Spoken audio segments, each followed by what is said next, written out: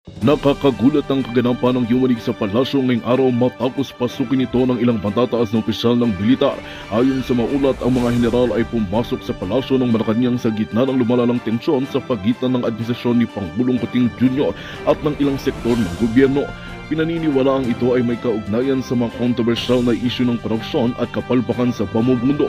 Sa eksklusibong video ay nakuha ang aming news team, makikitang sabay-sabay na pumasok ang mga general sa loob ng palasyo habang mahigpit na binabantay ng Presidential Security Group ang paligid. Agad umanong isinailalim sa secure lockdown ang mga pangunahing opisina. Samantala, iniulat na hindi na umano makita si Kuting Jr. at House Speaker Martin Tambaluslos. Umabot pa raw May ang mga diskusyon sa haka-hakang pagbibigay ng ultimatum ni Amy Kay Lizaldanas bago ito nauwi sa pag-alis ng unang ginang mula sa sili. Dahil sa isyong ito muli na namang nagbalot ng intriga ng administrasyong Marcos at lumalalim ang hinala ng publiko sa mga nangyayaring tagutagong kaganapan sa gobyerno. Nananawagan naman ang ilang mambabatas ng patas at masusing investigasyon upang matukoy ang tunay na sanhi ng pagkapanaw ni Tantoco sa gitna ng ingay at intriga. Nananatiling tanong ng taong bayan, kaninong katotohanan ang mananaig. Manatiling nakatutok para sa susunod na update sa kontrobersiyang ito.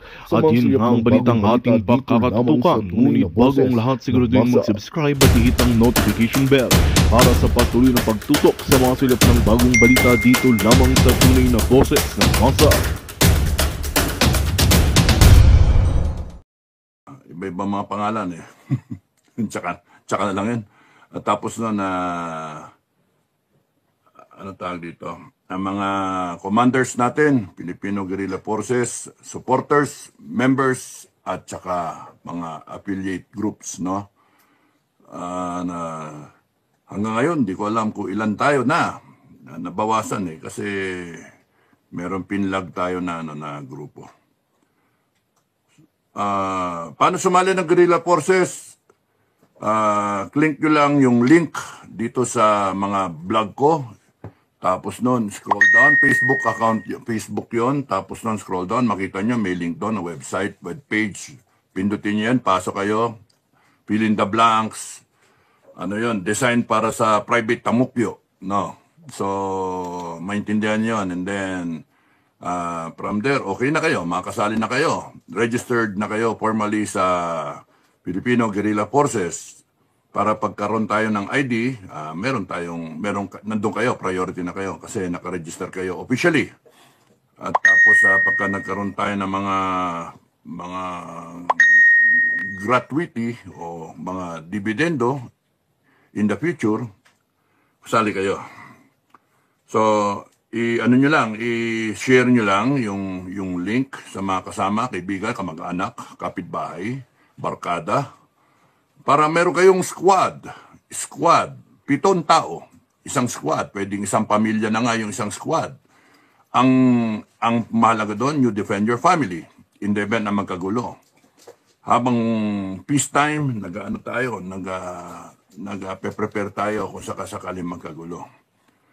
Kinakalaban natin ang mga bagay na kalaban ng isang pamilyang Pilipino. Abuso sa posisyon, mga pagnanakaw, droga, komunista, yan, kalaban natin yan. So, we go both ways, in peacetime and in wartime. Hopefully, walang war. So, mag-register kayo. No? Para dumami tayo, parami tayo ng parami. Okay. Ano pang... napanood niyo yung kala Trixie? Yung 37 na nag-file sila sa demanda kay sino yan? Cagayan de Oro, barbers. No, wala na, magpagupit na lang kayo diyan. Maggupit na lang talaga siya ng buhok. Hindi na siya pwedeng congressman. Barbero ko na lang. So, yun yung many of us, many Filipinos still believe na masasalba pa yung sitwasyon natin ngayon. Kaya doon sila tumatawid, doon sila tumutungo sa legal na pamamaraan by filing cases sa Supreme Court. okay naman yung Supreme Court kasi kakampi ng taong bayan. Kita naman yung mga pitik ng Supreme Court eh. So, kakampi ng taong bayan. Now, some Filipinos naman believe na kahit mag-file ka na mag-file sa Supreme Court, hindi nababago yung sistema. No? Nandun pa rin eh. Kahit tanggalin mo isang Ace Barbers, tanggalin mo ang isang Abante, ang isang Paduano, ang isang Romualdez, tanggalin mo lahat yan. Tanggalin mo pa rin, tanggalin mo ang isang BBM, lahat ng abuso for that matter, tanggalin mo ang isang Torre, hindi magbabago yung sistema kasi ayun pa rin yung sistema. No? So, in the future, come to think of it, ganun pa rin ang mangyayari. Lilipas tayo na hindi natin nalutas ang problema ng Pilipinas. So, magsasalin lahi, mamanayin ng Pilipinas ng mga anak natin, mga apo natin sa tuhod. Ganun pa rin. Babalik yan, like a virus, it will spring back, bacteria, it will spring back na more powerful, nag-mutate, no? At yung remedy mo ngayon na injection na legal remedy, hindi sasapat. Kasi eventually, they will know kung ano yung naging mistake nila and then they will come out na more prepared. Kung titignan niyo yung Marcos regime ngayon, alam nila halos yung ginagawa nila eh. Planado. From the time na kumandidato siya na nininlang ang Sara Duterte at mga taong bayan para makuha yung boto. Nung pagkaupo niya, pagsumpa niya sa pagka-presidente, at pinainan ang Sara Duterte ng 125 million. Planado lahat. Hanggang yung PI na yan, na kunwari siya yung mabait, and then iba yung ginagawa. Talagang panloloko eh. Kasi nagsasalita siyang ganyan na si Marcos, nagsasalita ng ganon, tapos nun, ang tao, wow, sampang-samba si Marcos. Pero kung titignan niyo, ginagamit niya yung playbook ng tatay niya eh. Pero much improve yung version. Kasi alam niya yung pagkakamali nung panahon ng tatay niya. Alam niya na yung military ang naging mitya noon. Yung Defense Secretary, sila Enrile, ang naging mitya. Sila Ramos at saka sila Honasan, yung RAM. Ang siyang nagsimula noon ng mutiny, kudeta, kudeta na bumaklas away from the armed forces. Ni Ber, kontrolado nila. Kita mo yung degree ng control. Kinreate yung mga RUC noon, Regional Unified Command. It's an armed forces within an armed forces. No? Yung buong armed forces, nandyan yung Army, Navy, Air Force, at PC, Philippine Constabulary.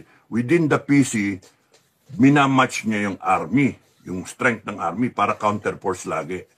Na nandun yung kanyang si Fidel Ramos, pinsan, no? So, minamatch lagi. Kung 80 yung Army, 80 yung PC. And, hinati pa. Kung merong buong armed forces na ganyan, ginawang RUC 1, 2, 3, 4, 5, headed by generals na trusted nila. Isa Regional Unified Command na kontrolado nila na branch, no? Army, Navy, Air Force, which is now, yun yung mga area command ngayon. So, ngayon, nakita nila yung pagkakamali nila noon, bumaklas yung armed forces. So ngayon, binusog nila, binubusog nila, kontrolado nila. That's why hindi bumabaklas yung armed forces, tapos bumbo yung armed forces ngayon. Kaya, nahirapan kayo ngayon. Kasi, nagagawa nila yung gusto nila, nakasuporte armed forces, nakasuporte yung PNP. Sa gusto nilang mangyari. Mantalang yung AFP at PNP, sinasabi, we are professionals, we are apolitical, we will uphold the Constitution. So, yun yung Tapos yung mga pagkakamali nila noon, tinutuwid nila, parang parang ang bait, tinutuwid nila. Ibig ko sabihin, gumagamit sila ng mga paraan para hindi matakpan yung butas ba? Para matakpan yung mga butas. Kaya yun yung ano. Magaling tong Bongbong. Magaling siya sa kalokohan. Alam niyang mali, pero ginagawa nila. Planado lahat ito, planado. Hanggang sa impeach si Inday Sara, tapos nun, ewan ko kung gigibuy siya, papa-impeach siya para bye-bye, lipad na siya. Meron na silang pera na nakulimbat. Nakabukod na. Happily ever after. And then si Tamba. Pero come to think of it, papayag ba siya na bitawan na lang niya basta-basta yan na sira ang pangalan ng Marcos? Sa kanya, baliwala yung pangalan ng Marcos eh. Baka ganun ang dating. No? Malalaman natin kung how it will unfold, how it will end. Kasi sa ngayon, yung so-called na Duterte camp or yung opposition camp, nandun ngayon sa legal remedy. Nandun sila sa legal remedy. Nandun lahat. So, ewan ko kung pinapadama lang tayo ng Marcos camp na make us feel and think na okay pa, kakampi pa natin, merong pampag-asa, atin pa yung hustisya, atin pa yung korte, atin pa yung Supreme Court. So, beware, yun sa akin, no? Beware.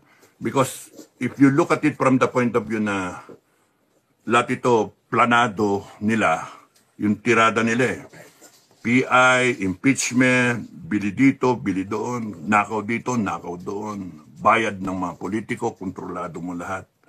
Baka pinapadama lang tayo. Na one step forward, one step backward, 2 steps forward. So in the end, dalawang hakbang laging abantin nila, isang hakbang pabalik para kunwari natakot sila, kunwari nag-relax, kunwari sila, nag-recover. Pero actually, pagka nag-spring back sila, 2 step forward. Umabante sila. So they are gaining ground, they are gaining strength. So babala sa aking mga kasama, no? Babala sa aking mga kasama. Things may not seem the way they seem, no? Things may not look the way they seem kasi baka pinapadama lang tayo, giving us that thinking. For example, binanatan yung vloggers. So, expected nila na yung vloggers or baka merong insider sa kanila, may doble cara, yung ganun ba? Hindi mo may wala yan. You have to assume na merong ganun, no? Ano nangyari doon sa mga rally-rally na yan, ano? One step forward lagi sila eh. So, pati sa amin eh. So, alam nila na magkokorte. Hihingi ng legal remedy sa korte. Instead na pumunta sa Congress. So, nandun, punta sa Supreme Court, ganyan, tapos nun, live, ganon. O de lahat tayo nanonood doon, biglang binanatan ng botohan sa impeachment. Yari. Yari. Wala na, nandiyan na. Bumoto na 245 ba? Ayun. So, scheming, kung titignan ninyo, scheming. Akala mo, you're led to believe na, yeah. Yung mga temporary victory, you are allowed to believe and think that you are winning. And that's a dangerous enemy. No? Papitir siya eh.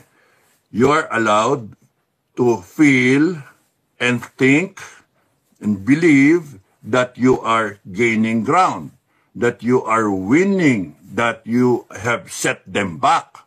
Pero in actuality, you are falling for the scheme na gusto nila mangyari.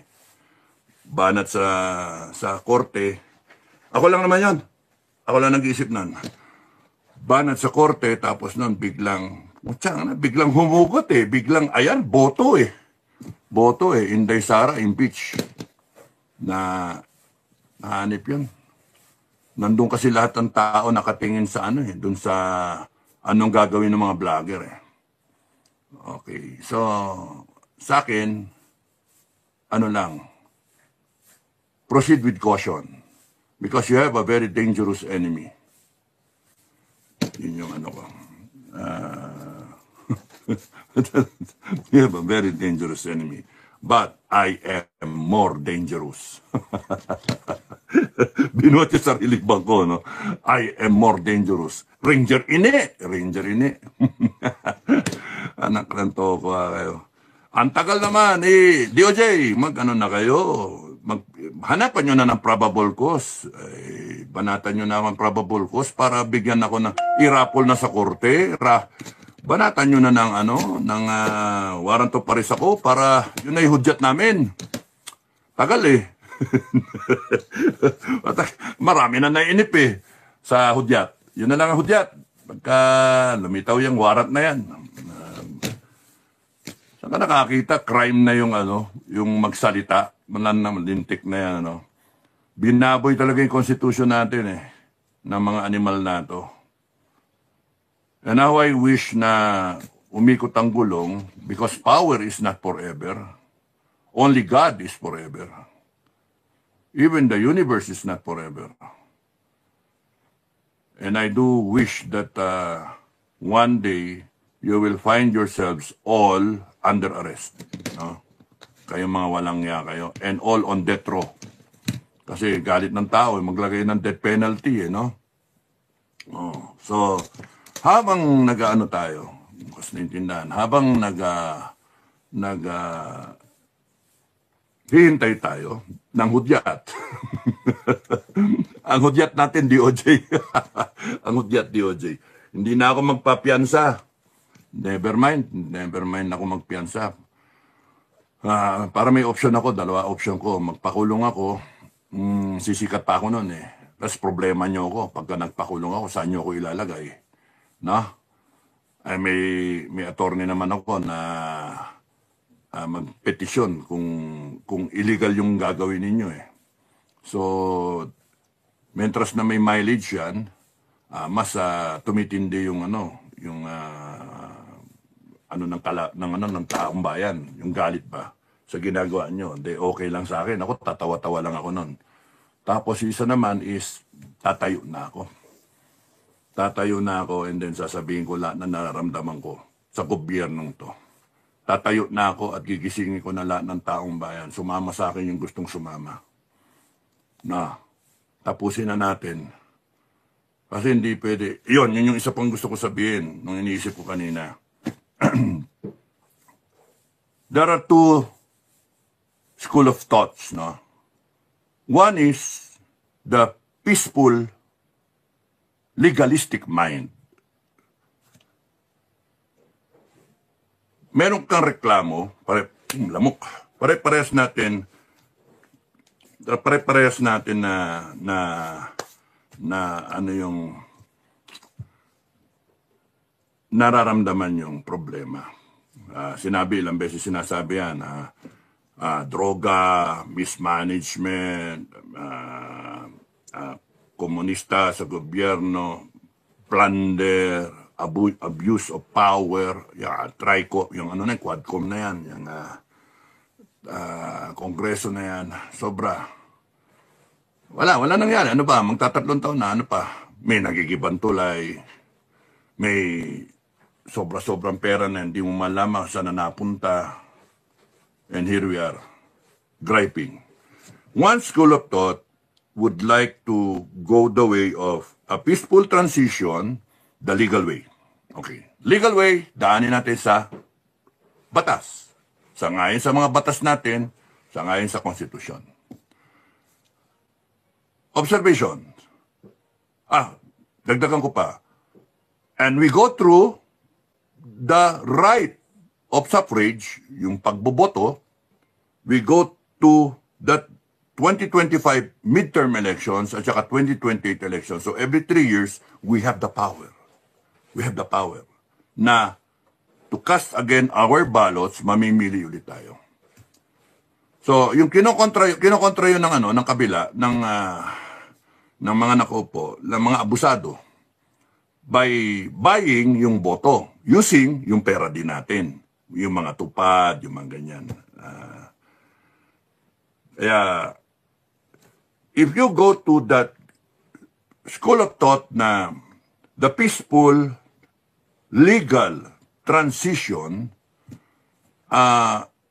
pwede siyang tumagal, matagal, at hindi guaranteed na mababago.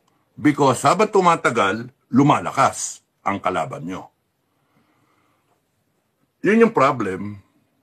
If you're trying to solve the problem, the way you know it, the way you define dun sa constitution natin. Kasi lumalaban tayo ng parehas. Samantalang yung kalaban, hindi lalaban ng parehas. Hindi siya lalaban ng parehas eh. Tinatrader nga tayo eh. Nagnanakaw na nga eh. Paano ba yun? Parehas ba yun? Ninanakawan tayo ng pera? Parehas ba yun na nagpapail ng kaso pagka sa tingin nila nag-iingay kayo mga vlogger? Hindi. Magpapail siya ng kaso. And then tatakutin na kayo. Parang epekto nun, takot na rin ng tao. Pagka natakot niya yung mga vlogger, matakot na yung mga tao. Good thing nag-unite itong mga vlogger. Congratulations sa inyong lahat. Mga vlogger. Love you. No? So, maganda yung nakapag-master ng tapang at tumayo sila. Now, you have to sustain that because nandun kayo sa mahabang labanan. No? Nandun kayo sa mahabang labanan. And the longer it takes, kumbaga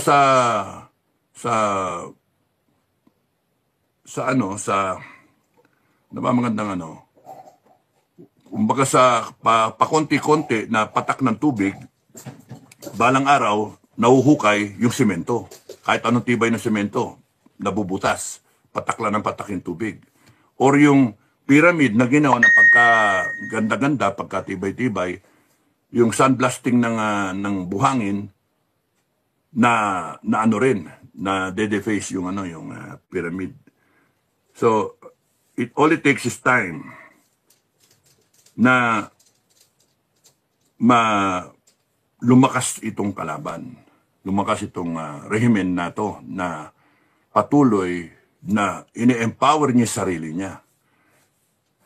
Kita mo nga yung nagsita nga si Attorney Harold Respicio sinita lang niya yung actually nag-i-inform lang yung tao Sinabi niya na may butas itong proseso ng COMELEC and then COMELEC answers by making demanda. Pinaaresto yung tao. Ano ba yun?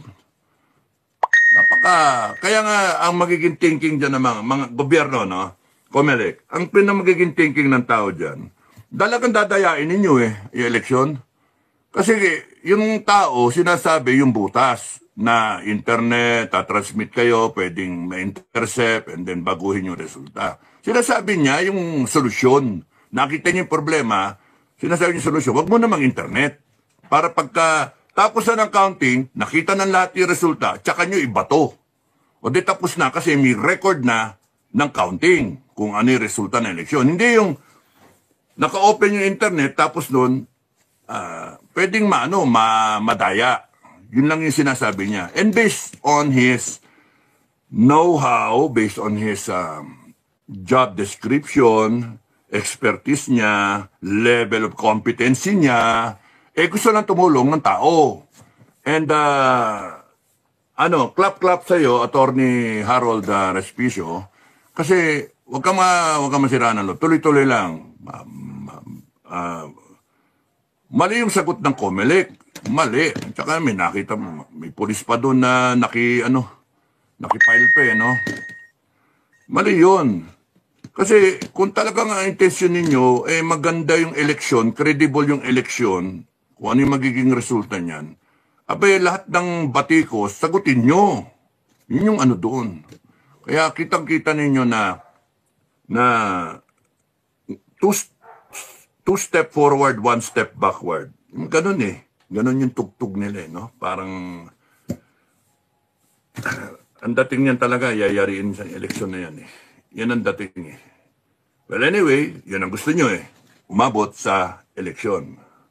So pag umabot sa eleksyon, ako naman, ang observation ko, ang analysis ko dyan, pagka dinaya ninyong eleksyon at ang taong bayan ay naghihintay lang na doon sa eleksyon niya i-express yung kanyang sama ng loob, yung kanyang galit, yung kanyang kagustuhan, yung kanyang desire na baguhin ang bansa nato by starting at the election, at the precinct. Boboto nila yung gusto nila. Isisiro kayo. Tapos may bigla ang zero, Duterte. Zero yung kabila. Tapos kayo, na hindi lumilitaw sa survey, na pinalalabas nyo ngayon na nasa survey kayo pa konti-konti. Tapos nun ginagagawin yung utak ng tao bago nakahanda pa yung pambili nyo ng boto. Tignan natin kung ano magiging resulta. Baka umabot yan, sa galit ng tao, magrevolusyon ang tao. Wag naman sana. Huwag sana. Kasi pag umabot tayo sa revolusyon, yung galit ng tao sobra-sobra na, mauwi tayo talaga sa madugong revolusyon. Huwag sana. Yun ang iniiwasan natin. Kasi mawala ng credibility lahat eh. Magkakaroon ng constitutional crisis, etc. Malabo. So, that's one frame of thinking. You do it the legal